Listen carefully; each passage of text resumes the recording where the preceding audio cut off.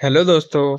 इस वीडियो में हम घटना चक्र के आगे वाले चैप्टर को शुरू करते हैं। तो आइए स्टार्ट करते हैं। किस वर्ष में जन गण मन को भारत के राष्ट्रगान के रूप में अपनाया गया था?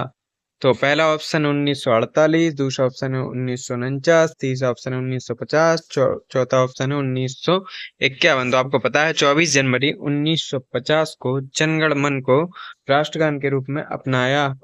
राष्ट्रगान के गाने का समय लगभग 52 सेकंड होता है।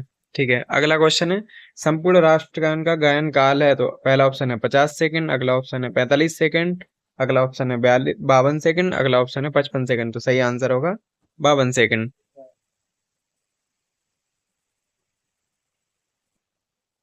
अगला क्वेश्चन है भारत शासन द्वारा राजकीय चिन्ह मतलब स्टेट एम्बलम कब से अंगीकृत किया गया?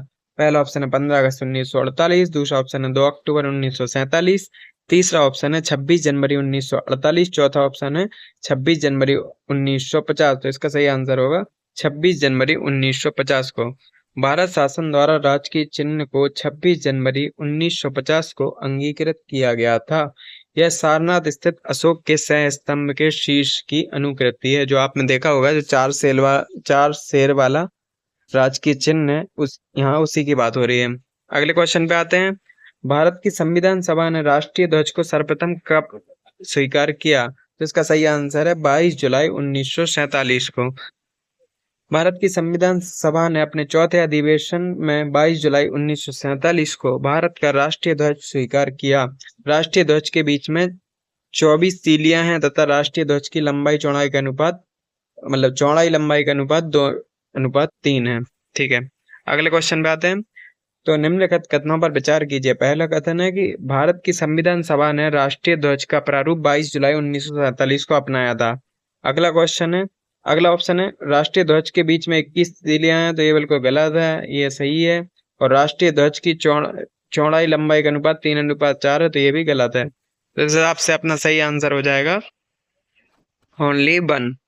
ठीक है, अगले क्वेश्चन पे आते हैं। भारत का राष्ट्रीय पशु है हिरण, हाथी, शेर, बाघ। तो आपको पता होगा बाघ है। बाघों से संबंधित अभी टाइगर सेंसर हुआ था, जिसमें सबसे ज्यादा टाइगर मध्य प्रदेश में पाए गए हैं।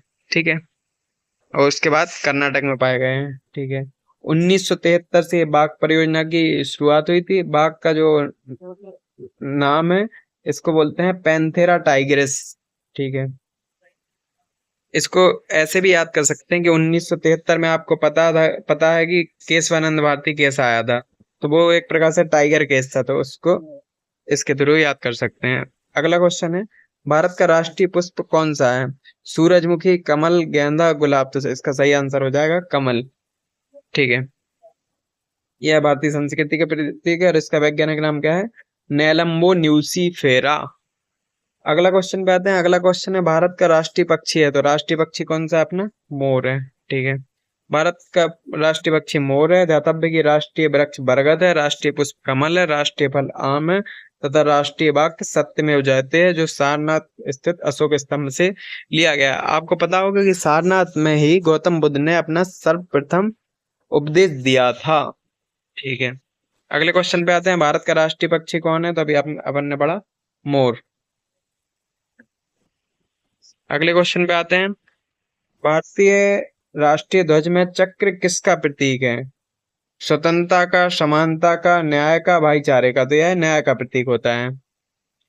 भारतीय राष्ट्रीय ध्वज में सफेद पट्टी के बीच में नीले रंग का चक्र है, जिसका प्रारूप सारनाथ में अशोक के सह स्तंभ पर बने चक्र से लिया गया है। इसमें 24 तीलियां हैं, यह न्याय का प्रतीक होता है।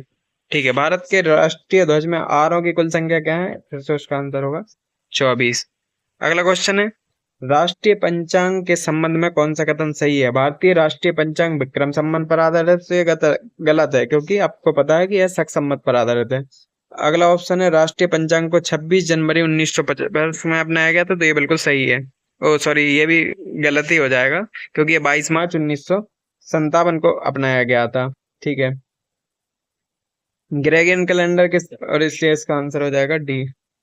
सॉल्यूशन पढ़ लेते हैं इसका। ग्रेगोरियन कैलेंडर के साथ साथ देश भर के लिए शक संवत पर आधारित राष्ट्रीय पंचांग, जिसका पहला महीना चैत है और सामान्य वर्ष 365 दिन का होता है, 22 मार्च 1957 को अपनाया गया था। चैत का पहला दिन सामान्यतः 22 मार्च को और अधिवर्ष में जिस 21 मार्च को होता है, मतलब जिसमें 29 फरवरी रहती हैं। तो इस प्रकार से ये टॉपिक भी हमारा कंप्लीट होते हैं। तो इस तरह की और वीडियो पाने के लिए चैनल को लाइक कीजिए, सब्सक्राइब कीजिए और शेयर कीजिए।